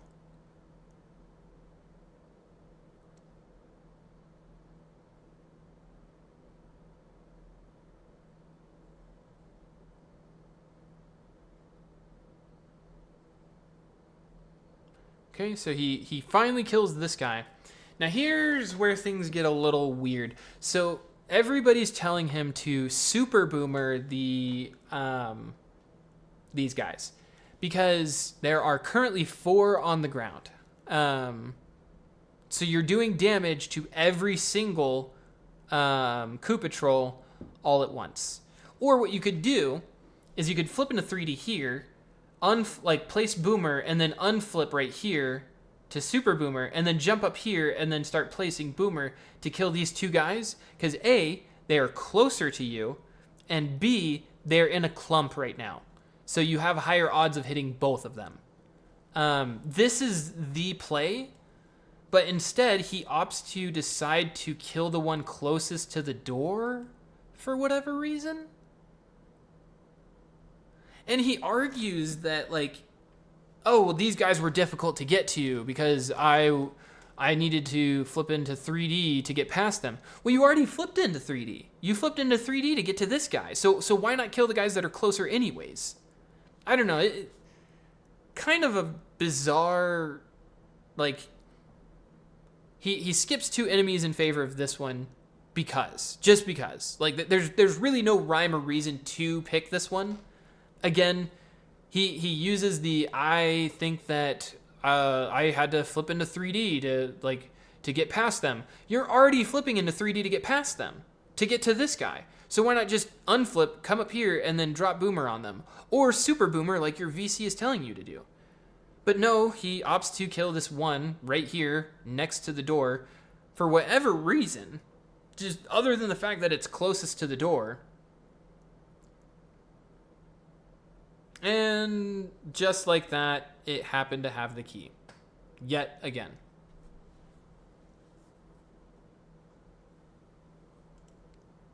Okay. Now, this one is... This is a whole nother repeat of 22, the Spania room. 34, I think. I don't remember. Don't care. So... Once again, cherry-picking notes. Hardcore cherry-picking notes and not even listening to what his notes tell him to do. So, first off, first red flag. So, you enter this room, who do you kill first? I can get behind killing the Copta first because it's annoying. But then you have to double back and kill this Cursia because you're leaving an enemy behind, right? That's just logical. So he opts to kill this Copta first. And then he ignores this enemy over here. He kills this Cursia because it's in the way. Doesn't want to touch it. But now since he's killed this Cursia, this Copta... sorry. I should have also noted, his notes tell him that he needs to be killing the Coptas first. He mistalks and says Spanias here. There are no Spanias in the room, but I believe he corrects himself and says Coptas.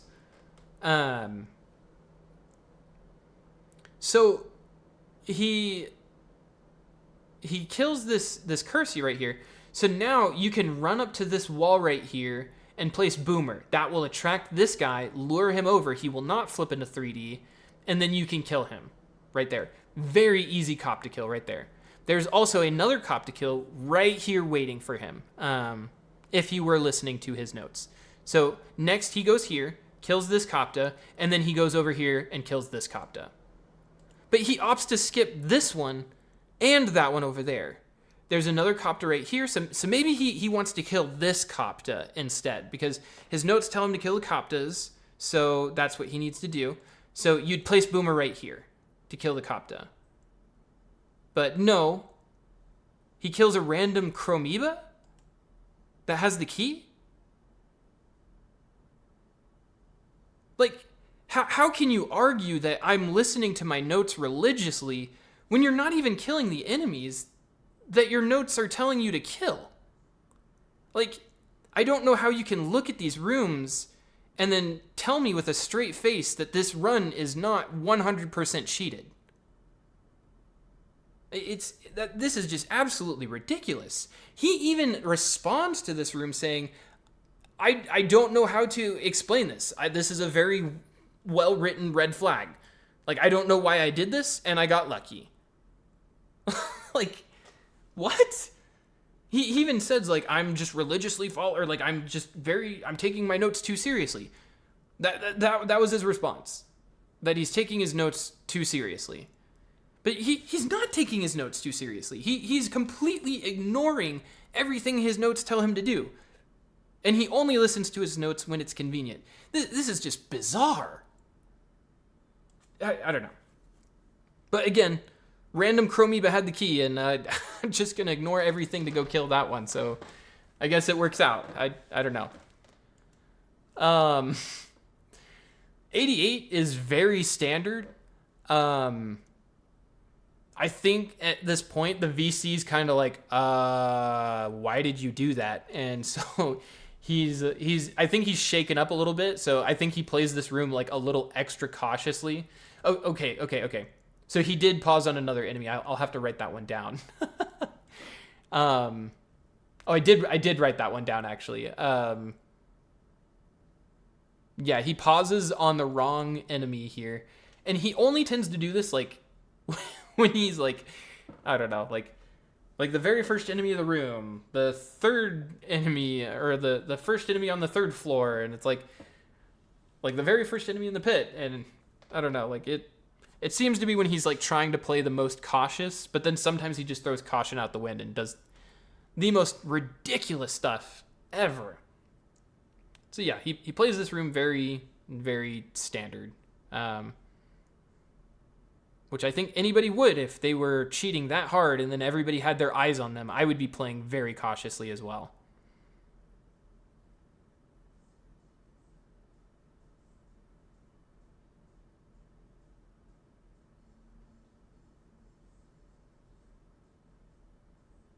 Standard, pauses on the right enemy, and then enters the room. You could argue that pause on the last enemy, he didn't know that there was a ninja at the top. So anybody would be pausing there anyways. Again, not saying that pausing on enemies is bad or suspicious in any manner. But once again, when you pause on every single correct enemy, it starts to look very suspicious. Room 89 standard. I do think he follows this shell pretty closely, knowing that one of these guys has the key. Like, look at how close he gets to this shell. This would have killed him. This would have ended the run right here. Like it has the key right there. So like, I think this is standard. Anybody would do this, but like, it's just like he gets awfully close to this Koopa shell in favor of trying to kill the enemies up here. But yeah, gets the key, moves on, pays off, levels up.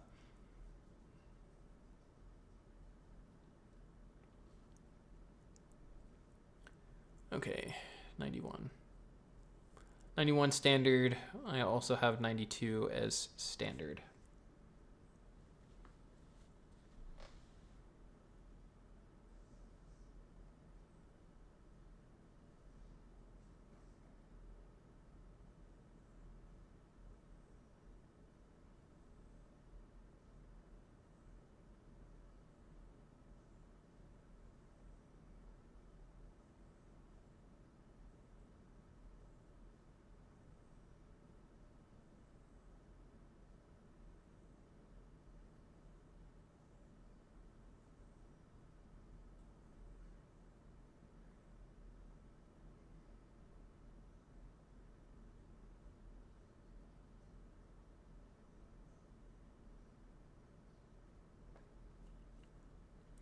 So, yep, very standard room. Was that 92? I think that was 92, right? Yeah, that was 92. Sorry, I didn't have the tracker up there. Okay. So now I will say in 92, everybody's kind of yelling at him. Yeah, super boomer, super boomer, like super boomer 93. In this room, Phantom's like, go for it. So that is the play in this room. And again, he claims, I'm just listening to my notes here. I didn't know that Super Boomer was faster, even though literally the entire VC of professional pit percent players is yelling at him to Super Boomer in this room. He opts to ignore them in favor of a random Skelobit in this room. So, sure, you can say that he's ignoring this enemy because this enemy is going to come closer and then it's going to zap him and he's going to be slowed down. He's ignoring this enemy because they're really annoying and nobody likes dealing with them. But then, like, why is he, like, going this way? Because this guy could come back here and get him. Like it's just, like, there are plenty of options here that he could have done. And then he goes for this random skelebit up at the top. It pays off, and he gets the key. Now, the thing that really gets me is at this point, he's yelling, check the Wii, because everybody's accusing him of cheating. Now, I know how he did this, and I will be proving that in the next coming, like couple days. But that's an entire separate video. But to point this out, the method that he is using is virtually untraceable. You load a save file onto your Wii, you delete that save file, you trash the thumb drive or the SD card or whatever you use to put that save file on, you load the rel, and then you delete that save. There is no way that this could be traced. Like, he could reset his Wii, but then that would get rid of the rel mod. Like, there's no way that you could actually prove by checking his console, which is ridiculous. And so he's telling people hey, if you want, you can check my Wii, because I know it's a joke and everybody's slightly joking that he's cheating here, but everybody's there's no way. There is no way. Voice chat can't get behind it. And he's even telling people, yes, that was so ridiculous. I want check my Wii to check to see if I'm cheating. He even acknowledges how ridiculous of a play that was.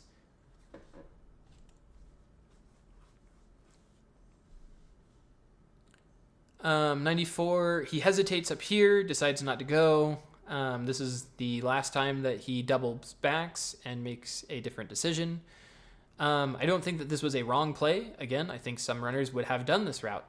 I also think some runners would have gone up this route. But it happens to be that this route is slightly faster to get to the key. So that does not surprise me.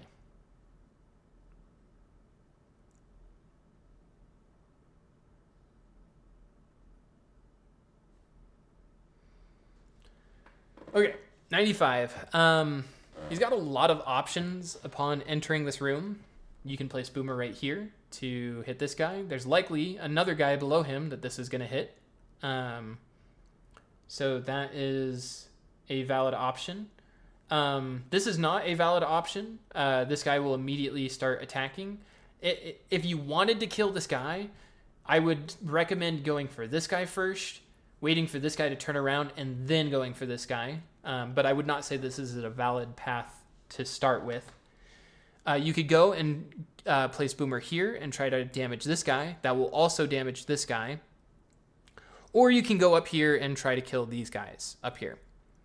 And of course, he comes up here and kills the enemy that has the key.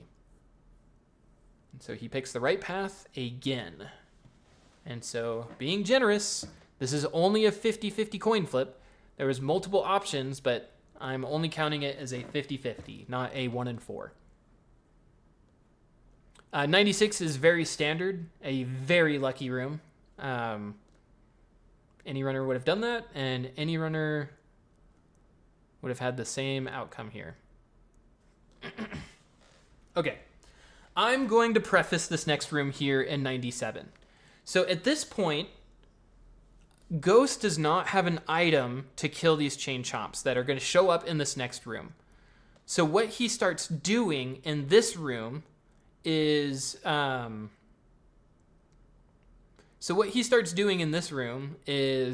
basically like a hat trick. Hey guys, which enemy should I kill? Or which chain chomp should I kill? So I think Moonrise is use an item, obviously. Don't single out an enemy, use an item. And he's I don't have an item. So I'm going to have to manually kill one of these chain chomps. So at this point, Moonrise is right. Choose the right one. Because the enemy is right here. So if you don't know, there are 4 chain chomps, if you can look at my tool right here. So there is one here, one here, one here, and then one over here. So Moonrise tells him to kill this one right here because it's the closest to him. So I really want to point out that this is like the last big room. Many runs come and die here because of this room specifically. He has a 1 in 4 chance of finding the correct enemy. It doesn't matter which one you kill whatsoever. Therefore, you kill the closest one to you. Now, the thing is, he does this hat trick where he says, hey guys, which one should I kill? Nobody bites. They say use an item. When they enter the room, they all say kill the right one. And then he says, no, I'm going to kill the left one. It didn't have it last time, so that means it's going to have it this time. That is the most ridiculous thing I have ever heard on a pace of this caliber. His current pace, by the way, 27 seconds behind or ahead, is currently a 1:17.16. The current world record is, I believe, a 1:17 like 23 or 30 or 4 or somewhere in that range. It's 1:17.30 something or lower. So he only has a matter of seconds to choose which one to kill. So you immediately kill this one. He wastes 5 seconds running all the way across the room to kill a random chain chomp. So he kills this one, and look at how long this takes. This is why most runs die to this room. Like world record pace runs. And it has the key. Oh my goodness, it has the key. Who would have guessed? Now this is absolutely ridiculous. Now here's the thing. Sure, you can say that this was a hat trick. That he was just going with his gut. He was playing. He had nothing to lose. So why didn't he decide that he was going for the left one in room 97 before he could see all the enemies? Why did he have to see all of the enemies before he made his decision? If this was truly a hat trick like he was trying to pull off, and he said in room 97, guys, I'm going to kill the left one. I don't care where I spawn. I don't know what it's going to be, but the left one didn't have it last time, so therefore it had it this one. Sure, I would bite. Because there's no way, unless he was manipulating the RNG entering the room, that he could have known that that one had the key. However, he decides to make his decision as he enters the room. The split second that he enters the room, he said, left one. I'm going for the left one. It didn't have it last time. You guys are telling me to kill the right one because it's closer. No, I'm not going to do that. I'm killing the left one. It's like... You can't make this up. Like, there is no way that this run is valid. Like, I don't care. Like, it's just so blatantly cheated. Like, I don't know how you could not look at every single one of these rooms and then not come to the conclusion that he did not know where the key was at all times. Like, sure, you can say that this was very, very, very, very, very, very, very, very, very lucky. But his behavior is weird. Very, very, very, very, very weird. No runner would do half the things that he did in this run. Like, I have like a quarter of these rooms marked with red flags, where he does really weird things that no runner would normally do. And sure, you can write off one of them, but the entire run is littered with these red flags. Like, I do not understand how anybody can watch this run and come to the conclusion that they are not tampered with in some way or form. I'm not saying that you need to know exactly how he cheated this run. I think I know how he cheated this run. But I'm not saying that you need to know that exactly how he did it to confirm that he cheated. Looking at these rooms is way, way, way more than enough proof. Like, this is ridiculous. Like, absolutely ridiculous. Nobody would ever do this on a 1:16 pace run. Nobody would ever ever do that. I don't know. I've gone through all of the rooms.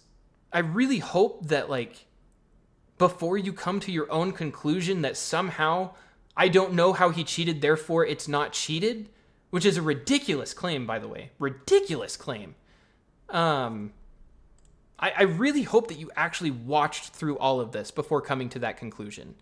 Because if you have actually seen all of this and somehow come to the conclusion that this could have been luck, like, I really don't know what to tell you else at this point. Like, the amount of following a random hunch and then it pays off every time is borderline impossible. So, and then again in room 99, just to kind of close things off. So this isn't weird. It just, he happens to know exactly which side to go to, that picks the right side. I don't think that's, I think this is very standard. I think any runner would have gone up here and gone here first, gets really lucky, gets the key, and then goes on to get the world record.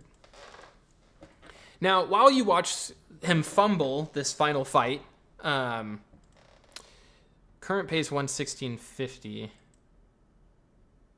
Wait a minute, did he like fumble? Anyways, doesn't matter.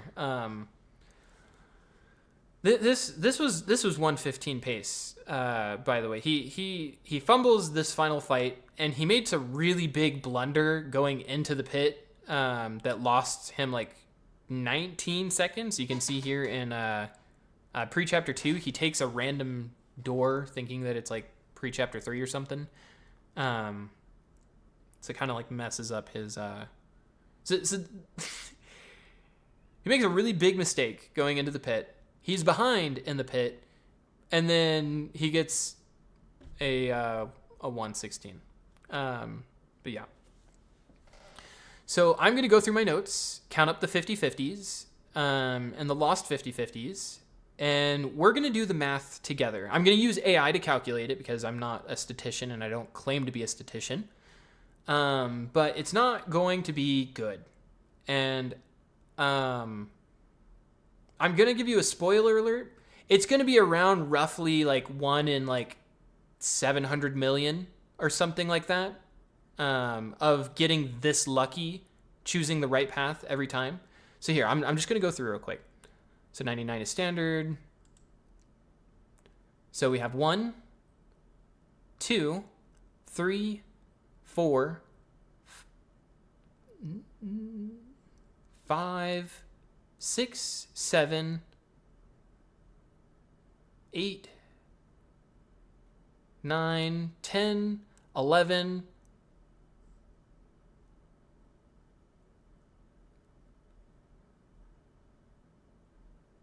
12, 13,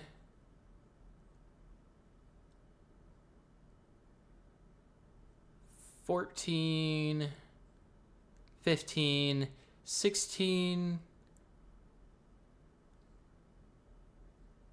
17, 18. Let me write this down. So I'm on 18 right now. This is the first room that he loses a 50-50. So tally that one. 49, by the way. And he's won 18 so far. And we're only on going back from 49. 19, 20, 21, 22,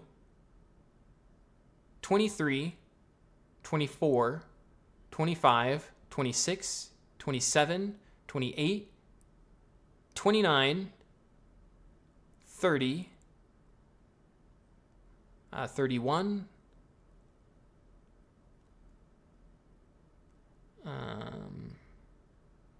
32,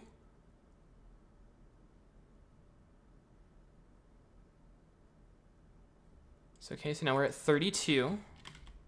Oops.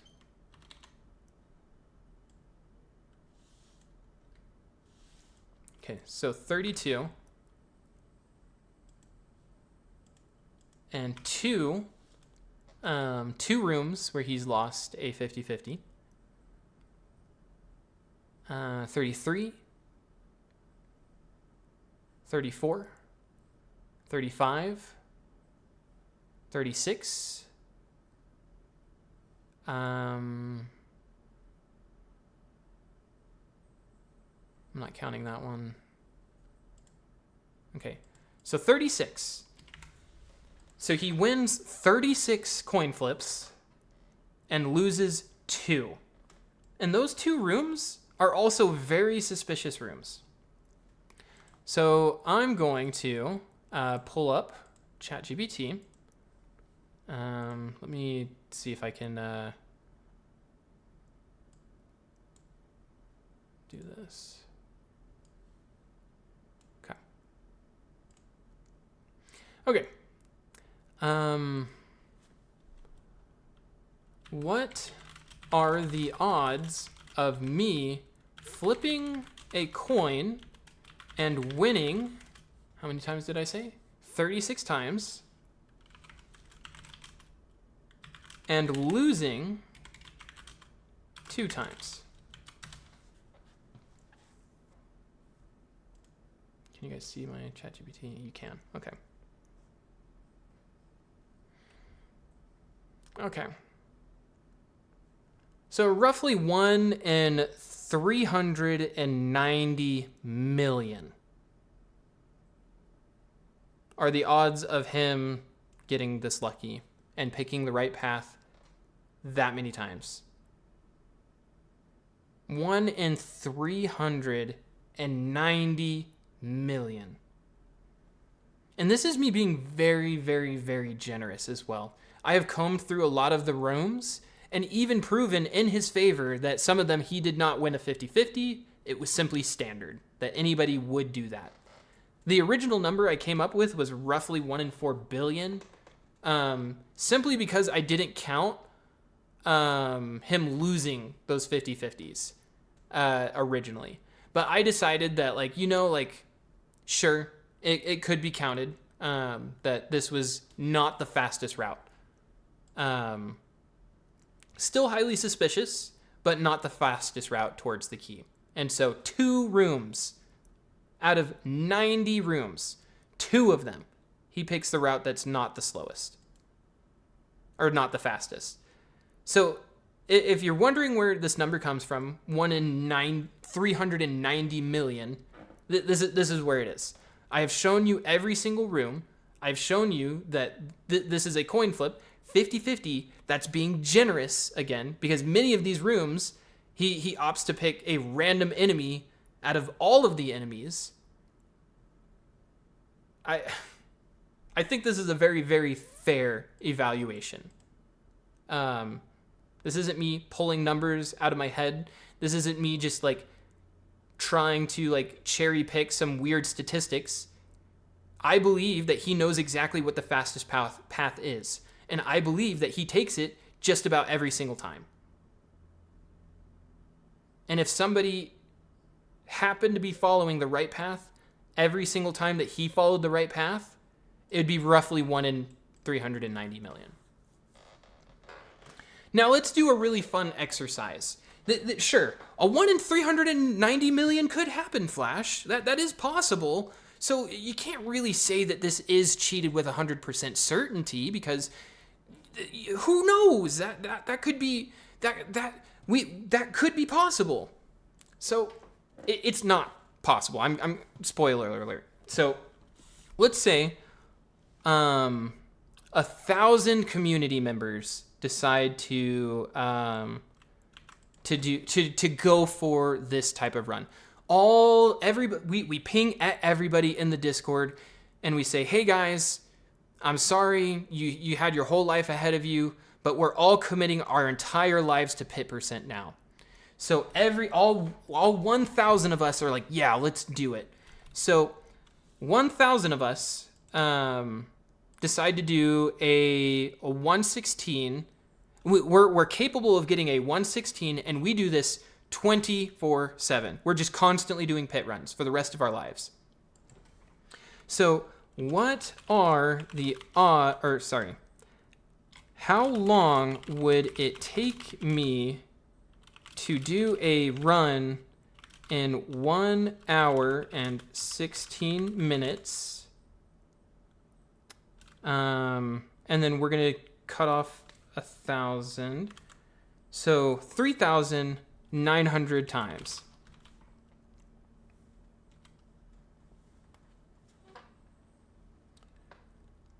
So you convert it hours to minutes, minutes to seconds, and then you recalculate everything.